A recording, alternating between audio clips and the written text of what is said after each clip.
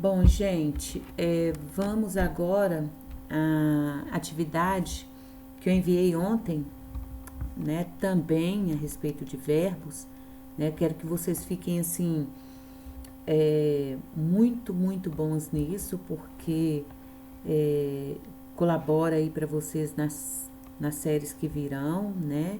Lá no terceiro ano, como eu falei com vocês, vocês vão voltar a esse mesmo conteúdo.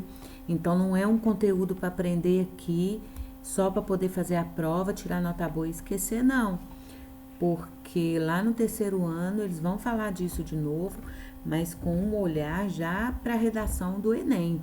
Então, é necessário, essas aulas são necessárias, é necessário que vocês compreendam, é necessário que, se houver dúvidas, vocês apontem, me mandem via e-mail, que eu tô aqui à disposição, tá?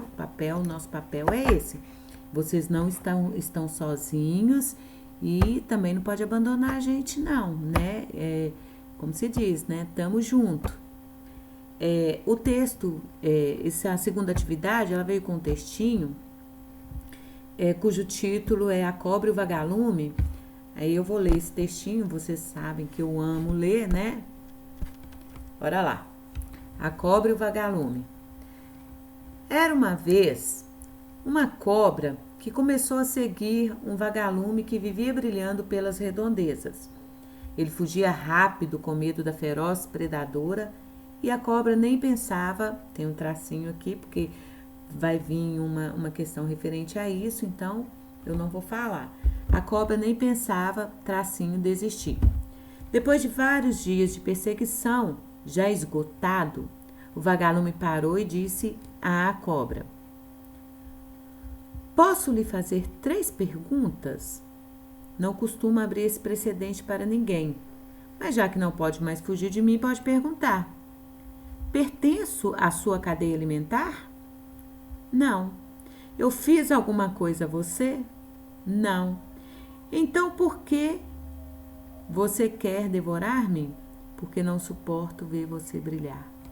Eita, olha aí uma moral da história, né? Então, assim, qual gênero textual que tem essa característica, né, de moral da história? É a fábula. Então, se perguntasse assim, a que gênero textual esse texto se enquadra? É uma fábula, né? Então, tá. Questão 1. O primeiro período do texto apresenta um verbo intransitivo. Aqui já está explicando o que é um verbo intransitivo. É um verbo que não tem sentido completo. Então, pediu para assiná-lo. Então, se ele é intransitivo, ele não tem o seu sentido, um verbo que tem sentido completo. Então, aqui, é só vocês irem assim eliminando, né? Eu tenho letra A, era, letra B, começou, letra C, perseguir e letra D, vivia. Tá, pergunta. Quem começa algo. Quem persegue algo ou alguém. E vivia, mas vivia tem sentido completo. Nesse caso, não. Porque se você for voltar lá no texto, você vai ver que depois do texto vivia, tem um complemento, tá? Pertence à sua cadeia. Tá. Então, por que quer devorar-me? Era uma vez que vivia brilhando. Então, eu tenho que ter o que? O adjetivo aí, senão o termo viver perde o sentido, tá? Então, ele não tem sentido completo nesse caso aqui. Então, assim, poderia haver uma dúvida entre A e D, mas o período do texto que apresenta um verbo intransitivo era o termo era, ou seja, ele não precisa de complemento aí no caso, ele vem iniciando uma história, tá? Mas isso não é que essa história seja o complemento desse verbo. Questão 2. O verbo sublinhado é também intransitivo na frase. Intransitivo é que não precisa de complemento. Então, letra A, o vagalume parou e disse à cobra: posso fazer-lhe 3 perguntas? Mas já que não pode mais fugir de mim, pode me perguntar. Pode perguntar. Então, olha, vamos lá. O vagalume parou e disse: presta atenção que eu tenho aqui 2 orações, parou e dizer, e eu tenho uma conjunção aditiva. Então, são orações coordenadas, né? Então, eu tenho aí o verbo parar e dizer. Então, nesse caso aqui, eu tenho 2 orações.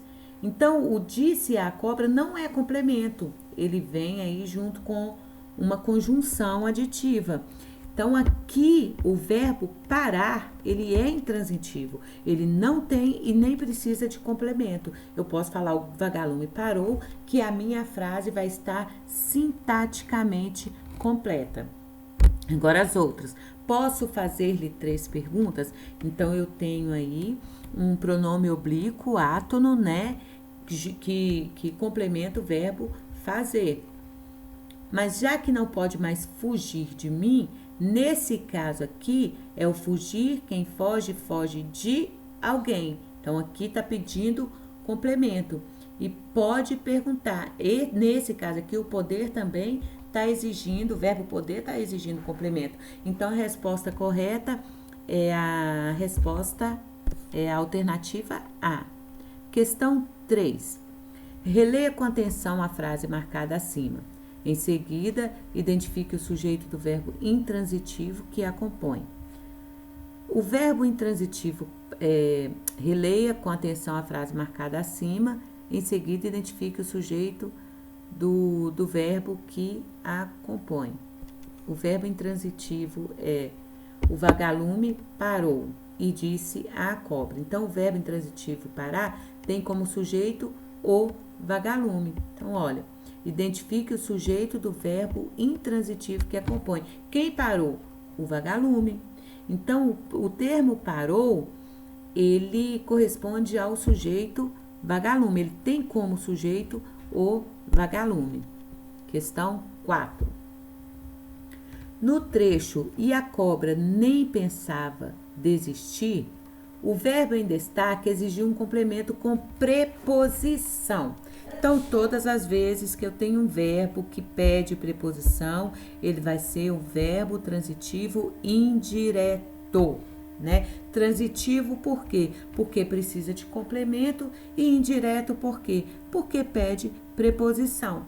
Então, o termo aqui, letra A, pensava de desistir, não faz sentido. B, preposição a. O a, ele pode ser preposição e artigo. Aqui, no caso, ele seria uma preposição, tá?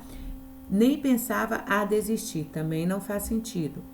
Nem pensava para desistir, também não faz sentido. Então, a preposição que cabe aqui é em. Nem pensava em desistir, ok? Questão 5. No contexto da frase acima, o verbo pensar é transitivo direto? Nunca. Se fosse transitivo direto, não pediria preposição. Logo, este verbo é transitivo indireto. Questão 6. Na passagem, eu fiz alguma coisa a você? O verbo fazer é transitivo direto e indireto por quê? Vamos lá. Tem essa explicação lá nos slides, tá, gente? Precisa de complemento sem preposição. Se ele precisasse de complemento sem preposição, ele seria apenas transitivo direto. Precisa de complemento com preposição. Se ele precisasse só de complemento com preposição, ele seria apenas transitivo indireto. Tem sentido completo. Se o verbo fazer tivesse sentido completo, ele seria intransitivo, não transitivo. Letra D, precisa de 2 complementos, um com preposição, outro sem preposição. Essa é a resposta correta. Ele é transitivo direto e indireto ao mesmo tempo. Por quê? Porque no contexto aqui na oração, quem fez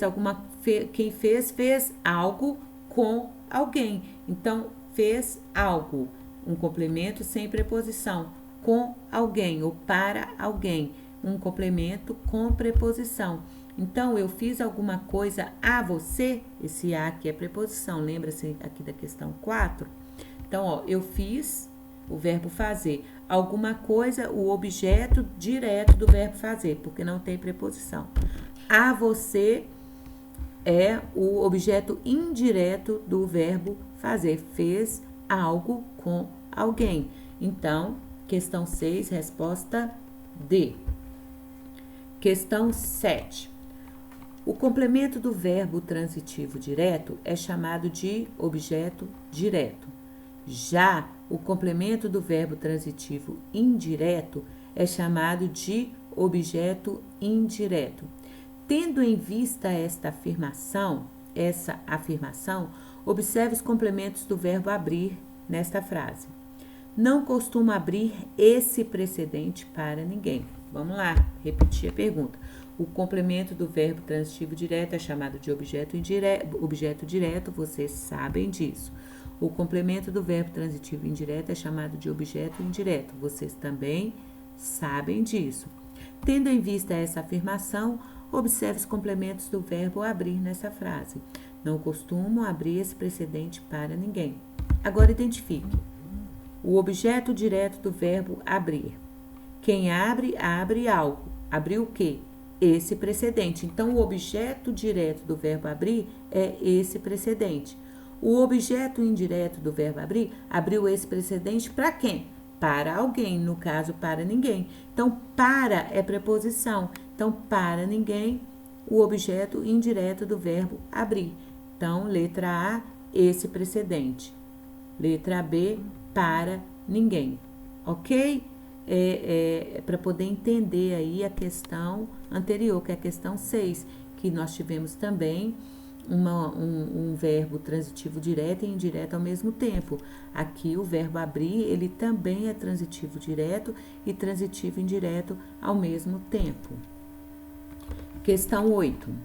Observe com atenção os verbos grifados que compõem o diálogo entre o vagalume e a cobra. Em seguida, classifique-os, numerando conforme a indicação. 1. Verbo intransitivo. 2. Verbo transitivo direto.